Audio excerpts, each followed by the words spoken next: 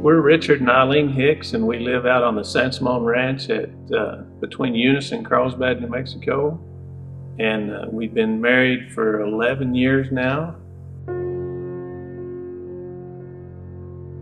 Our life was really good, and before Eileen had a wreck, and everything, our cutting was going good, our horses were good, everything was just really falling into place. It was August 10th, and I was on my way to work, and I don't know why, but there was an oil field truck turning to the left, and he was stopped in the middle of the road, and I don't know why I didn't see him in time, but I rear-ended him. I guess badly. I knocked the axle out from under his truck. Well, so I really don't know anything else. When we got to the hospital in Lubbock, I had no idea what to expect. Didn't have a whole lot of information. The nurse briefed me a little bit on what to expect, but just the fact that she was there and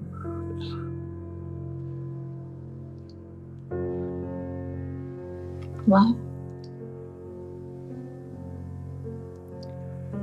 She was pretty hard to recognize. There was still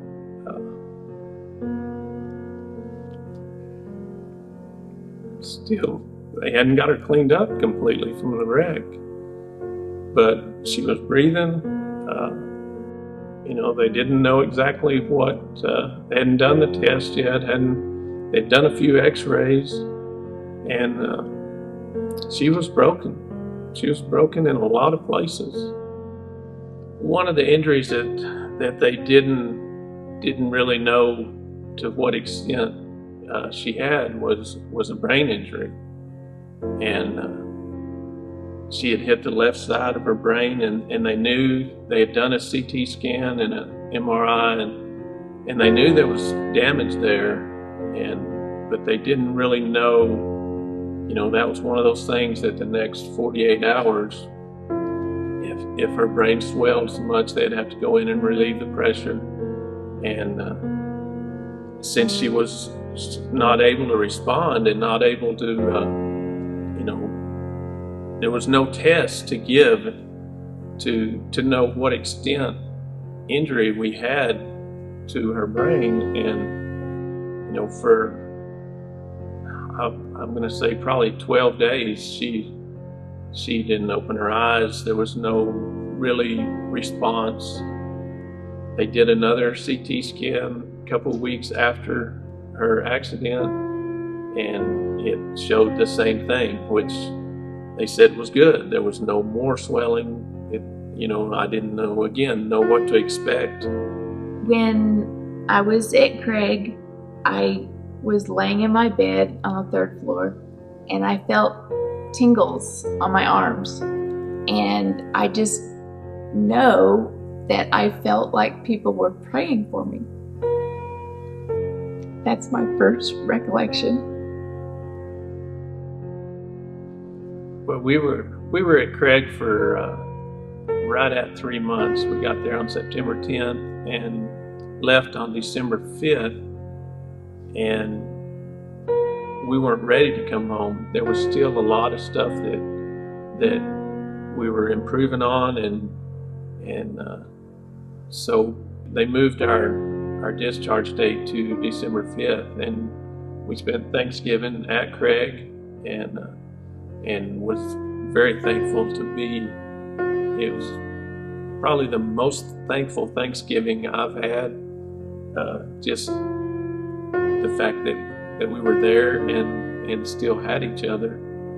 I think God knew that I wasn't ready, and so He provided the extra 2 weeks and provided me with more confidence, and the progress that Eileen made in the last 2 weeks was just unreal. It was, we were excited to come home. We were going to be home for Christmas, and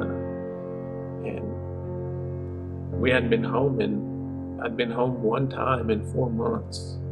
Our discharge date came and we packed. We loaded the pickup, got in the pickup. She walked out of the hospital, got in the pickup, and we drove from Denver to the ranch. Probably the first 9 days were really tough. There was questions why, and I don't know that I ever got mad at God, but I wanted to know why, and if this was something that I had done. And God He comforted me, and of course the whole time the devil is there saying, this is why, you did this, or y'all shouldn't have done this, and so my prayer daily, because I could feel the devil creeping in, and I would pray to God daily, God, when the devil knocks on my door, please, you answer it so I don't have to deal with it. And time after time, he answered the door every time. And there's no way I could get through all of this by myself. And I mean, he showed me a love that I didn't realize I had in myself and for Eileen.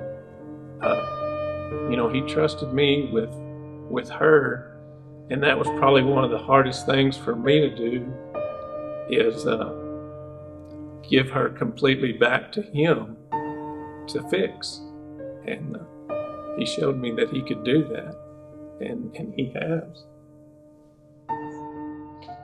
Life now is, will it ever be the same life we had? I hope not, because it's better. And do we know where we're going? No, but we know who's going to lead us there. And as long as we put our faith in God and trust, then he's going to take us down the right road that we need to go on.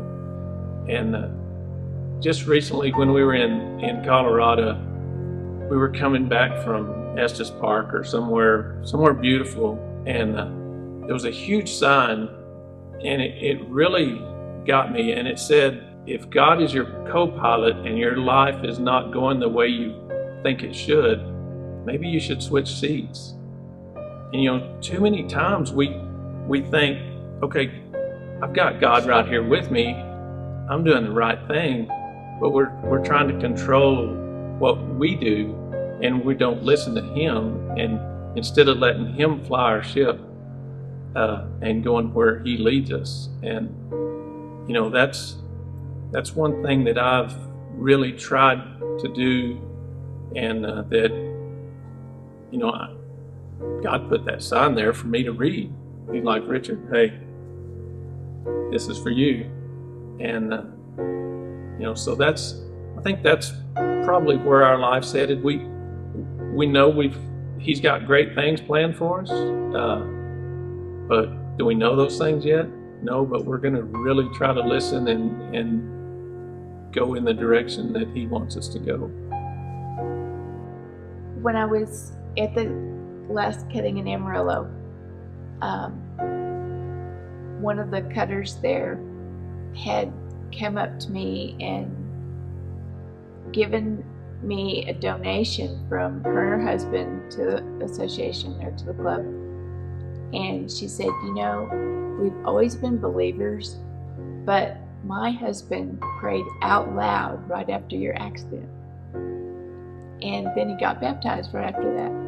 And it changed their life too.